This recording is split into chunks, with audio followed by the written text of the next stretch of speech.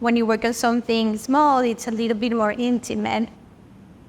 When you work in something big, I am less fearful.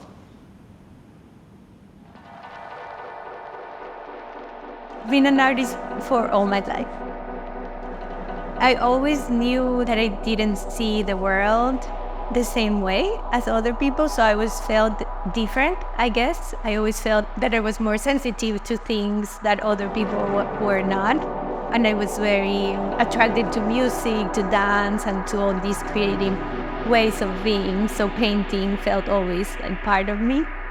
When I moved to New York, it was just like everywhere you go, it's art, everybody's creative, everybody has a dream. When I came here, I found my people, and I found this creative energy that drives me every day in the studio. I was always in love with drawing. I used to make these big charcoal drawings. I feel like it's the source of everything. Painting always felt really hard. I was too messy. I didn't like mixing colors. And then a friend of mine from Japan introduced me to Japanese paper. And it became everything in my work. They have such a beautiful texture, and the edges are so gorgeous.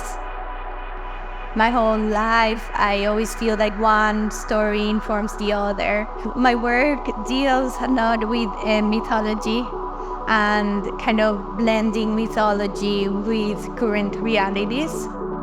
I always feel like almost like I paint with the X-Acto knife, and there's that physicality. When I apply the glue, I use brushes, so it has like that kind of gestural movement that painting can have. I have been working with paper for the past 10 years.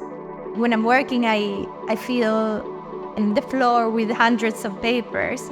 So there is like a very intuitive way of just taking a piece of paper and like gluing it into the canvas. There's so many possibilities that the paper carries, and there's so much I've explored and learned from that it's kind of an incredible material.